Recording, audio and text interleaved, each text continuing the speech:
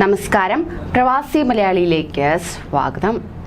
Gulf രാഷ്ട്രങ്ങളിൽ അവധിക്കാലമായിരിക്കുകയാണ്. അങ്ങനെ പ്രവാസികൾ നാട്ടിലേക്ക് വരാൻ ഒരുങ്ങിക്കഴിഞ്ഞു. കുടുംബത്തോടൊപ്പം നാട്ടിലേക്ക് വരാൻ ഒരുങ്ങിയിരിക്കുന്നവർക്ക് ഒരു മുന്നറിയിപ്പ്. അവധിക്കാലത്തെ ഉയർന്ന വിമാന നിരക്ക് മുതലെടുത്ത് വ്യാജ ഏജൻസികൾ വീണ്ടും സജീവമാകുന്നതായി റിപ്പോർട്ട്. ഇത്തരം ഏജൻസികളുടെ വ്യാജ ഓഫർ ടിക്കറ്റിൽ നിരവധി ആളുകളാണ് ഒമാനിൽ നിന്നടക്കം വലയിൽ അകപ്പെട്ടിരിക്കുന്നത്. ടിക്കറ്റുമായി വിമാനത്താവളത്തിലെത്തിയപ്പോഴാണ് വഞ്ചിക്കപ്പെട്ടതായി യാത്രക്കാരും പലരും അറിയുന്നത്. ചില ആളുകളുടെ യാത്രകൾ മുടങ്ങുകയും ചെയ്തു. കേരളത്തിൽ നിന്നുകൊണ്ടാണ് ഏജൻസികൾ ഇത്തരം തട്ടിപ്പുകൾ നടത്തുന്നത്. ടിക്കറ്റിന് 2000 തുടങ്ങി 5000 വരെ ഇളവുകൾ മുന്നോട്ട് വച്ചാണ് ഇവർ ഇരകളെ വലവീശി പിടിക്കുക. ഇതോ കുടുംബവുമായി നാട്ടിലേക്ക് പോകുന്ന സാധാരണക്കാരാണ് ഇവരുടെ മോഹന വാഗ്ദാനത്തിൽ പെടുന്നത്. ഒരു ടിക്കറ്റിന് 5000 രൂപയുടെ ഇളവുകൾ നൽകുന്നതിനാൽ തന്നെ 2-3 പേരുള്ള കുടുംബത്തിന് ഒരു ഭാഗത്തേക്ക് മാത്രം 15000 രൂപയോളം ലഭിക്കാൻ കഴിയും.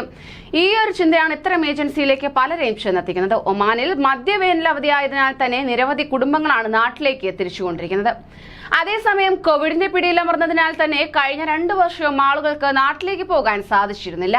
അതുകൊണ്ട് കുടുംബവുമായി ഈ വർഷം നാട്ടിലേക്ക് പോകുന്നവരുടെ എണ്ണം ഇത്തവണ കൂടുതലാണ്. ഇത്തരക്കാർക്ക് ടിക്കറ്റ് ഇനത്തിൽ തന്നെ നല്ലൊരു ചെലവ് വരും. ഇങ്ങനെയുള്ള വിഭാഗങ്ങളെയാണ് വ്യാജ ടിക്കറ്റ് കെണിയൊരുക്കി ഏജൻസികൾ കാത്തിരിക്കുന്നത്. ഇത്തരത്തിൽ തട്ടിപ്പ് നടത്തിയ കണ്ണൂർ തളിപ്പറമ്പിലെ ട്രാവൽ ഏജൻസിക്കെതിരെ പോലീസിൽ പരാതി നൽകിയിട്ടുണ്ടെന്ന് ജാലാൻ ബനീബു അലിയിൽ ജോലി ചെയ്യുന്ന കൂത്തുപറമ്പ് സ്വദേശിയായ തസ്ലിം പറഞ്ഞു.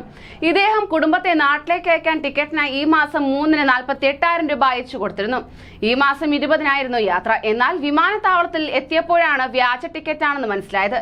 യാത്ര മുടങ്ങുകയും ചെയ്തു. അതേസമയം ഇത്തരം തട്ടിപ്പുകൾ ഒഴിവാക്കാൻ ഔദ്യോഗിക ട്രാവൽ ഏജൻസികളെ ആശ്രയിക്കണമെന്നും വെബ്സൈറ്റുകളിൽ കയറി ടിക്കറ്റിന്റെ ആധികാരികത ഉറപ്പുവരുത്തണമെന്ന് സ്കൈറൈസ് ഗ്ലോബലിന്റെ മാനേജിംഗ് ഡയറക്ടർ മുഹമ്മദ് റസൽ ചൂണ്ടിക്കാണിച്ചു. മുൻ വർഷങ്ങളെ അപേക്ഷിച്ച് ഇത്തവണ മധ്യവേനലവധി വിമാന ടിക്കറ്റുകളുടെ നിരക്ക് താരതമ്യേന കുറവാണെന്നും അദ്ദേഹം ചൂണ്ടിക്കാണിച്ചു. എന്നാൽ ലഭ്യമാകുന്ന റിപ്പോർട്ടുകൾ അനുസരിച്ച് 3 ഇരട്ടി വരെ ടിക്കറ്റിന്റെ വില വർദ്ധിച്ചിട്ടുള്ളതായാണ് പറയപ്പെടുന്നത്. എന്നിരുന്നാൽ തന്നെയും ഇത്തരം കെണികളിൽ പെടാതെ പ്രവാസികൾ സൂക്ഷിക്കണം.